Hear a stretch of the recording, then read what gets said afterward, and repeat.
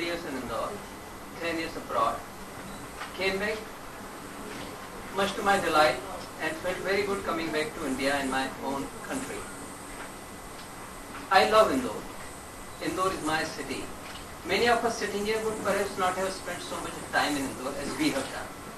We have seen Indore from great heights to such a low level now that I find it extremely difficult to talk to my colleagues nationally, internationally about the decline in the security of Indore, the pain that we get. I am a senior surgeon here. Manohar Saab, 30 तारीख को मैं अपना एक talk देखा. This is the first time that I am speaking in front of television camera on a talk show. I go out to speak internationally on my own subject. तो इसलिए मैं शायद थोड़ा सा ज़्यादा भावावेश बोल जाऊँ, आप मुझे माइंड नहीं करेंगे.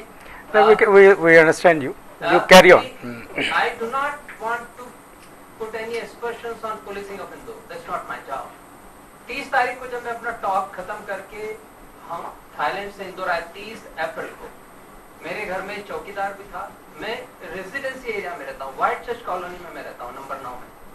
मेरा अपना घर है जो मैंने बहुत दिल से बनाया था. उस घर के आसपास सब दूर से कवर्ड है, सब कुछ बंद है, सिर्फ मेन रोड चालू है. मेरे यहाँ चौकीदार भी रहता था.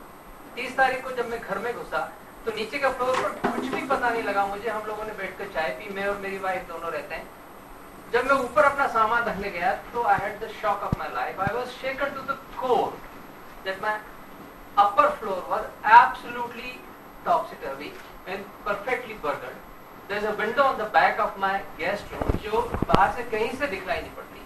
उसको बड़ा क्लीनली बाहर का विंडो पैन निकाल करके, ग्रिल निकाल के, अंदर के विंडो को तोड़ करके लोग अंदर आकर के और लेकर के सारा सामान चले गए. ऐसा मेरे जीवन में कभी नहीं हुआ. हम लोग इंदौर में पैदा हुए हैं, बड़े हुए हैं, आज तक कभी ऐसा सुना नहीं था. पिछले कुछ सालों से सुनने में आ रहा था पर कभी लगता नहीं था कि अपने साथ ऐसा होगा. जब इस तरह का हो गया तो बुरी तरह से हिल गए. कहाँ पे? Anyway, I would just like to say one or two things because there are many people who would like to talk to you. मैं आया तो मैं चूंकि एक सीनियर डॉक्टर हूँ तो मेरे पास आपके विभाग के कई लोग ट्रीटमेंट कराने आते हैं. तो मैंने एक एसपी को फोन किया कि साहब ऐसा ऐसा मेरे यहाँ का डॉक्टर घबराइए मत, मैं किसी को भिजवाता हूँ. आए आकर के उन्होंने देखा. फिर आपकी फॉरेंसिक टीम आई, डॉक्टर शर्मा आए, उन्होंने देखा. उसके बाद क्राइम ब्रांच वाले भी आए, उन्होंने भी देखा. मैं मनोहर साहब सिर्फ 2-3 चीजें देखना चाहता हूँ जो मैंने पाया. क्योंकि मैंने इसको इतने करीब से देखा है इसलिए मैंने जो महसूस किया मैं सिर्फ वही बोलूंगा. थोड़ी सी आदमी जब घबरा जाता है तो किसी पर आशा की निगाहें होती है और इन सब चीजों के लिए आपको हमारे लिए भगवान ने पैदा किया है, प्रशासन ने रखा है जिस पर हम रिलाय कर सकते हैं.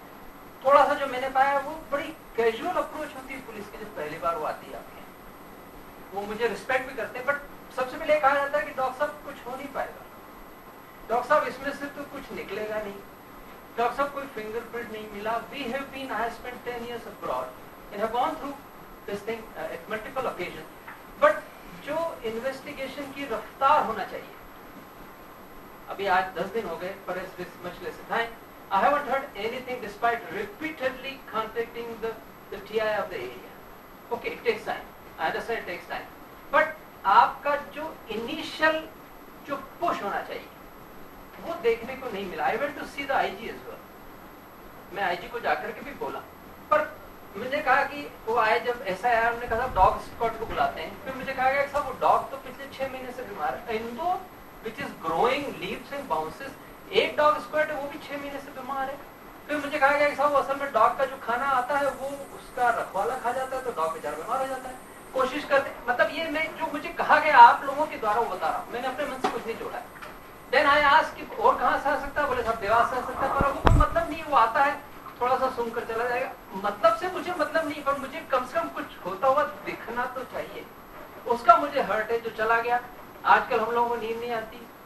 ग्रिल को कितना ही ठुका कर कसवा लो, डर ये लगता है कि रात को फिर कोई आएगा. Residency area that is where I live, I thought that this was perhaps the safest area of Indore. And you know 60 वसंत के बाद एक ऐसी गर्मी आई जिसने मुझे पूरे से हिला दिया. मेरा मन करने लगा कि वापस इंडिया छोड़कर चला जाना चाहिए. मैं यहाँ पर आया था सोसाइटी की सेवा करने के लिए. मैं एक स्पेशलिटी लेकर गया जो हिंदुस्तान में कहीं नहीं है. बट उसके बाद जब ये कुछ मिलता है तो मन को मनोर साहब बहुत हिला देता है. मैं यहाँ एक एक डिटेल्स नहीं कहना चाहता, बट इसके लिए कृपया कुछ करिए, बहुत जरूरी है। इंदौर तबाह हो रहा है, absolutely going down down like anything. There is no moral value, there is no respect. आदमी रोड पर आपको जीवान चढ़ाता हुआ चला जाता है, there is nothing you can do. वो फियर नहीं है, क्योंकि रिजल्ट आने के बाद कुछ होता नहीं है। मैं सिर्फ ये आज स्ट्रेस करूंगा कि quick movement and something positive which can, लोगों को भय किनको है? जो यहाँ लोग बैठे हैं उनको भय है, जो काम करते हैं उनको किसी तरह का भय नहीं। ये भय की परिभाषा को आप बदलिए, उसके लिए कुछ करिए। सर, इसमें एक चीज मैं जानना चाहूंगी कि आपके परिवार में कितने लोग रहते हैं? हम लोग, मैं और वाइफ दोनों रहते हैं। मतलब सीनियर सिटीजन हम कह सकते हैं? अब कहिए नहीं, मैं दो ही लोग, आई एम दो अ ही सीनियर लोग। Citizen, I am a senior citizen, yes I am 60 years मतलब ओल्ड। मुझे लगता है कि सर ये एक बहुत बड़ा डर है जो सीनियर सिटीजन यहाँ रह रहे हैं।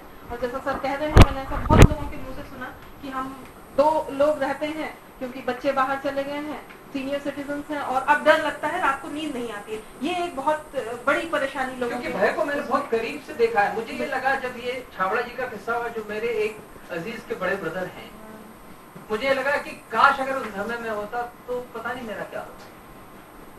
Can you imagine that? उसके दोनों पहलुओं की शायद में होता तो ये नहीं होता, पर अगर मैं होता